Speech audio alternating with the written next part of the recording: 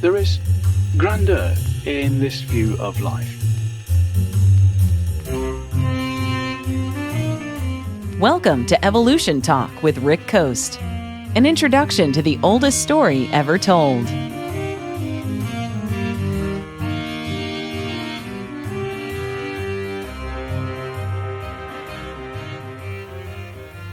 In the last episode, I mentioned two dating methods used to estimate how old the Homo Naledi bones found in the Rising Star Cave System might be.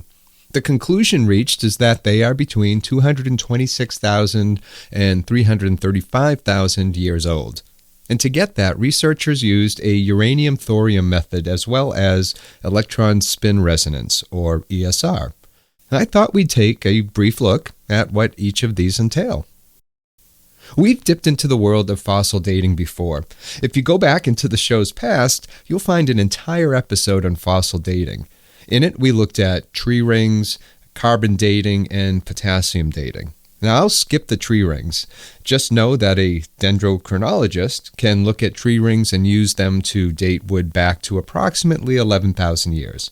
It's great if a fossil is surrounded by an ancient fossilized forest or a group of trees. So let's instead remind ourselves about carbon dating and potassium dating.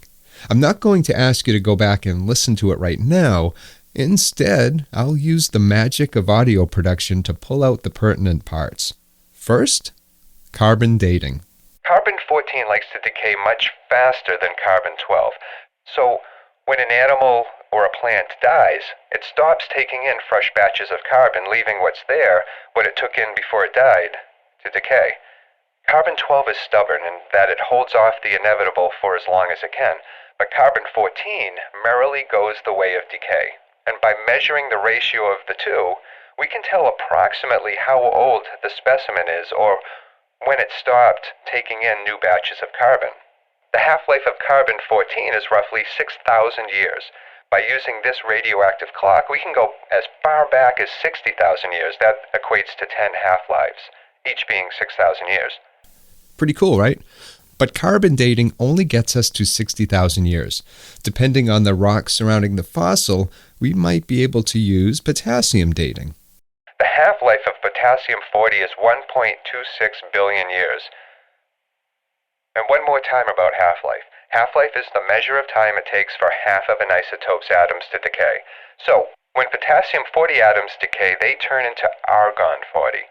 When a sample contains 50% argon, it's reached its half-life. And before you ask, potassium-40 is not found in living things or things that were once living. You won't be able to measure a fossil's ratio of potassium-40 to argon-40, but you can measure it in the rocks around it, specifically igneous rocks. Igneous rocks are formed by molten activity. When molten lava solidifies, we have an igneous rock. I live in New Hampshire, so the example that I like to use here is granite. We have an abundance of it here. It's called the granite state for a reason. When molten rock solidifies into granite, there is only potassium-40 present and no argon. When it solidifies, the clock is set to 0. And by measuring the amount of argon-40 present in a sample, we can tell its age based on the argon to potassium ratio. Okay, makes sense. So now that we are brought up to speed on isotopes, decay, and half-life, it should make the next two much easier to understand. So let's start with an example. Let's say that I am on the Homo Naledi research team. That would be cool. And the team's lead walks up to me and says, "Hey, I need you to date the sediment we found around the bones in the cave." "Sure, how do I do that?" "Use the uranium-thorium method." Sure. You don't know what that is, do you? Nope. Too many video games and not enough study. Ouch, that was harsh. But he has a point. So what is the uranium-thorium method? For that, we need to dive back into the world of isotopes. What we need to know is that we first require materials that once contained uranium. Calcium carbonate is perfect for this. You can find it in coral, and you can also find it in stalagmites. So let's use stalagmites as an example here. I love stalagmites. They're those structures that you see rising from a cave floor. They're formed by groundwater that drips through cracks in the cave ceiling. And these drips leave behind calcite crystals, which eventually form into stalactites and stalagmites. The stalactites form down from the ceiling, and stalagmites go up. And here's where it gets fun, if you're into isotopes and things, that is. The water that seeps through the cave ceiling contains traces of uranium. Uranium is easily dissolved in water, so that's helpful for us here. Now remember how potassium decays into argon? Well, uranium-238 does as well. It doesn't dissolve into argon. Instead, it goes through a couple of steps. It first dissolves into uranium-234, and then into thorium-230, thus the uranium-thorium method of dating. Now, one thing to mention is the uranium is the parent isotope and thorium is considered the daughter isotope. Now, thorium was not originally found in the water which seeped into the cave because it doesn't dissolve in water. So that means if you find thorium when performing an analysis of the stalagmite, it's because of the decay of uranium to thorium. Good so far? So thorium decays as well.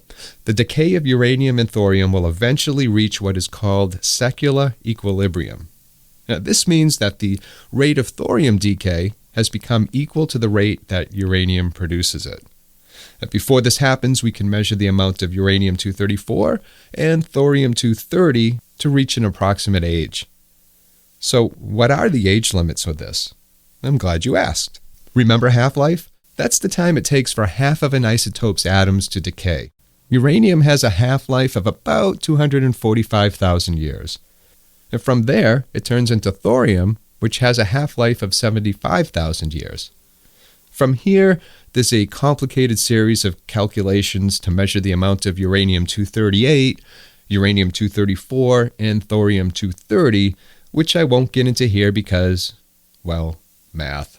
And math is not my strongest subject. Just know that the age limit to all of this is around 500,000 years. Now let's say you are trying to test the amount of uranium and thorium in a fossil found in the cave. Uranium doesn't appear in a bone immediately upon the death of the bone's owner, but it may have seeped into the bones years later. That's why we can only provide a minimum age. In the case of the Homo Naledi, that minimum age is 236,000. But there are problems. There's always problems. Uranium can move into and out of a bone. And if this happens, it's possible that when you perform a uranium-thorium series on it, you might find it has more thorium than uranium. And this messes everything up because it means isotopes have leaked out of it. Not a good scenario, especially when it comes to dating. But if we're lucky and the fossil sample has teeth, we might be able to turn to our next dating method. I pulled these teeth out of that skull. Okay. Could you date them, please? Sure. How? Use ESR. Electron spin resonance? You don't know what that is either. Well, he's right. I didn't. But I do now. Again, at a high level. So here goes. What electron spin analysis, or ESR, measures is the amount of radiation a sample has absorbed over time. And radiation loves teeth. Don't ask me why. But it has something to do with the crystal lattice of the enamel. So when exposed, electrons will find themselves caught in the lattice. The stuff that we figured out, huh? So let me use an analogy. I'll use a beer mug from my favorite pub downtown. And for this experiment, I'll give you my mug and ask that you start to fill it beneath the tap. You can set the flow of water to whatever you'd like. I can then come along and measure how much water is in the mug and the flow from the tap. And this will tell me how long it's been since you started to fill it. But it's not perfect. And do you know why? I'll give you a moment. What if you changed the flow of water from the tap while it was being filled? That would certainly affect my measurements, right? Maybe you started to fill it, emptied it, and then started again. There are many things that could affect what I assume to be a constant flow and a mug that has been tampered with. It's the same with ESR. We can measure the amount of radiation in the enamel and the amount of radiation in the surrounding sediment. To measure the dose rate of the tooth, or the rate it absorbs radiation, we bring it into a lab setting and irradiate it. This tells us the flow, or the ESR signal. We then also measure the radiation in the sediment it was found in. Now, all things being equal and undisturbed, we should be able to estimate how long it was exposed to the radiation of its environment. But again, there are limitations. If the radiation has changed over time, our estimates will be off. As far as the Homo Naledi samples are concerned, the cave structure they were found in probably has not undergone many changes. We hope. So because of this, researchers came back with a maximum estimate of 335,000 years.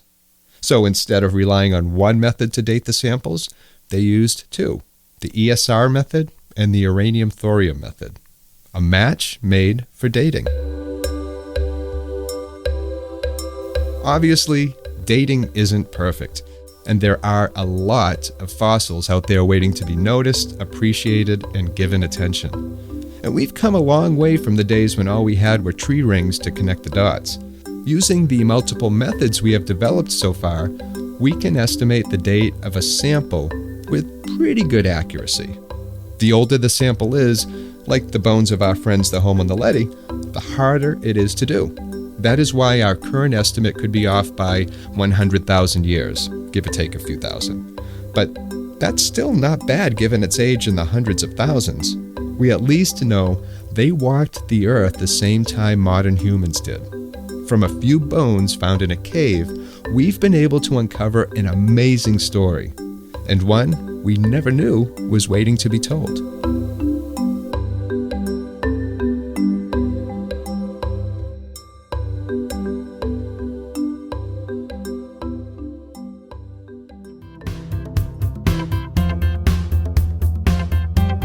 I hope you enjoyed today's episode of Evolution Talk.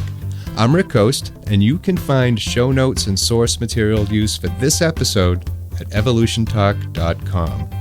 I hope your week is going well, and until next time, please take care of yourself.